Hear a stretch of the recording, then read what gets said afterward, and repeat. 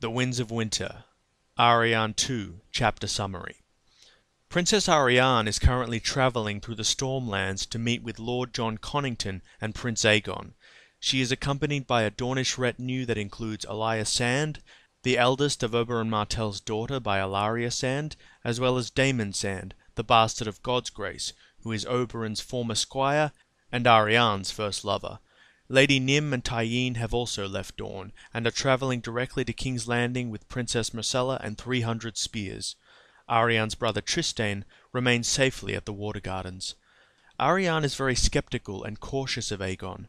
For her, the trip is more about gathering information on his intentions and troop strength, and she has brought 5 Sunspear Ravens with her to keep Prince Doran well informed.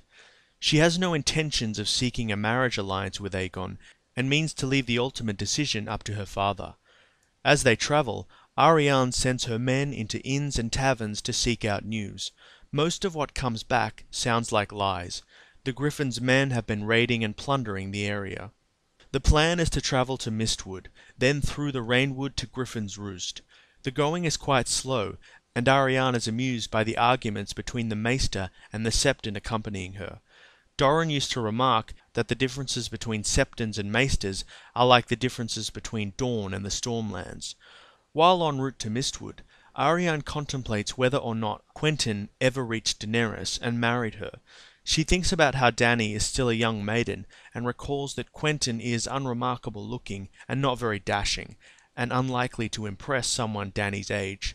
Still, Arianne thinks Dany will want Dorne enough to marry Quentyn. She wonders whether she will have to call her brother King Quentyn, which she thinks sounds rather silly. She's shaken out of her daydream after realizing her cousin Elia has been missing for a while, and goes to look for her.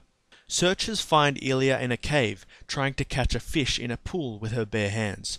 Arianne is furious with her for running off, but Elia becomes petulant because she doesn't think that she did anything wrong. She shouts that Elia could have died in the cave, and the word died echoes ominously 3 times against the walls.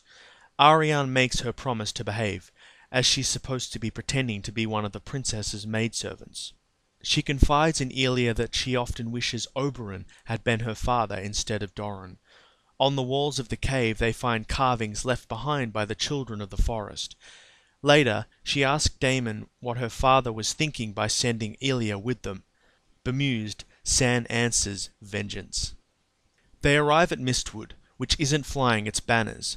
They head into the castle and are met by 2 men of the Golden Company, young John Mudd and Cheyne. They won't tell Arianne much, but eventually she gets Cheyne to admit that the Half-Maester is at the Roost, and Connington is on the march, though he will not say where. Despite their earlier talks, Elia continues to misbehave. Arianne catches her kissing a servant named Feathers, who is twice her age. Arianne yells at her, and Elia protests that she was just kissing. Arianne reminisces privately about losing her virginity to Daemon at the same age. The 2 women argue over who would be the more attractive hostage, and then Elia promises again to behave. Cheyne accompanies Arianne's party on their 8-day march through the drizzly Rainwood. He is more forthcoming without young John Mudd's presence. He regales Arianne with many sellsword tales, and finally lets slip that Connington is marching on Storm's End. Arianne thinks that's a preposterous plan, as she considers the various castles in Westeros, and proclaims that Storm's End would be the most difficult to capture. The Rainwood is described in great detail, with several kinds of trees, including weirwood. The Golden Company spymaster, Lysono Mar, meets the party and begins to lead them. Arianne does not care for him, and describes him as looking like a Targaryen. They debate over who is the better claimant to the Iron Throne, Aegon or Daenerys. Lysono says that Aegon has Dornish blood, to which Arianne replies, so does Daenerys. He then claims that Aegon is the dragon, to which she replies, Daenerys has 3. Along the way, Arianne contemplates whether Connington is worthy of Dorne's assistance. She believes he will need the Dornishmen to take King's Landing. She thinks of Syvas, and how the Golden Company has its elephants, but no dragon. She has ravens with her and sends her father messages on a regular basis.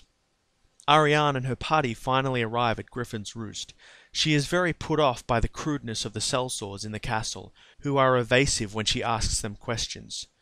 Arianne is informed by Halden Halfmaester that Conington has not only already left for Storm's End, but has successfully conquered it. Tyrell and Tarly soldiers are currently marching from King's Landing to try to take it back.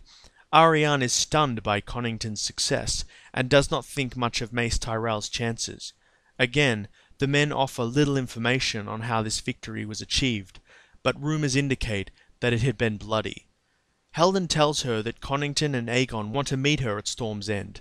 However, Daemon is wary and urges her not to go into danger, but to send himself in her place. Arianne rebukes him, saying that she must be her father's true heir and go to meet this dragon.